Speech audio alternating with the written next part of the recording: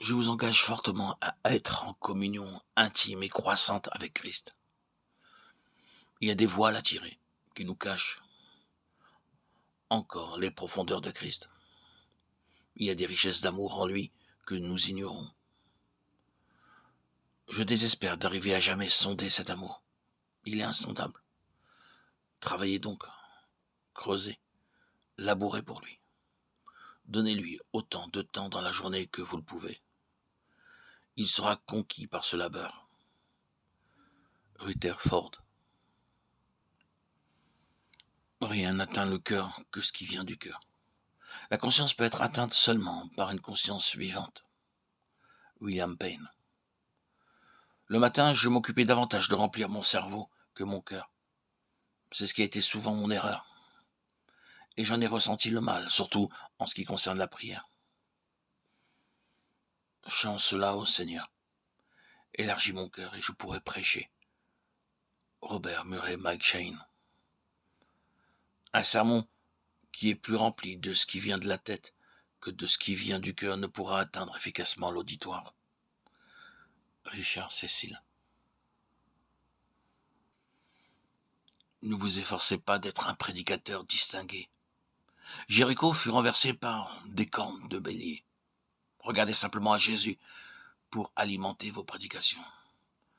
Ce qui sera nécessaire vous sera donné, et ce qui vous sera donné vous sera en bénédiction, que ce soit des épis froissés le long du chemin, ou un pain d'orge, ou une croûte de pain ou une miette.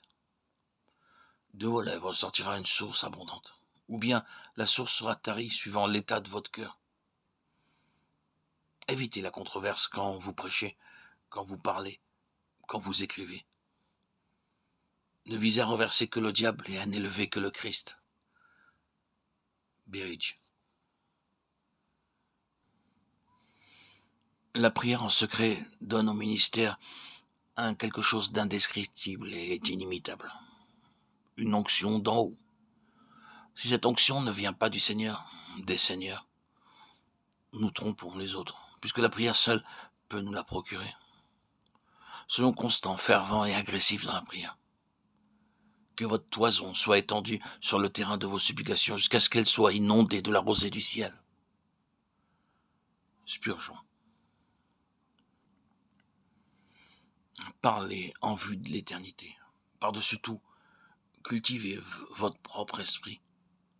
Si vous dites un mot quand votre conscience est en paix et votre cœur plein de l'Esprit de Dieu, ce mot a plus de valeur que 10 000 paroles dites dans un état d'incrédulité et de péché. Souvenez-vous que c'est Dieu et non l'homme qui doit avoir la gloire.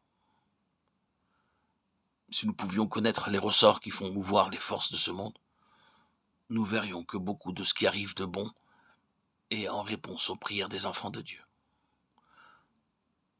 Robert Murray McCheyne.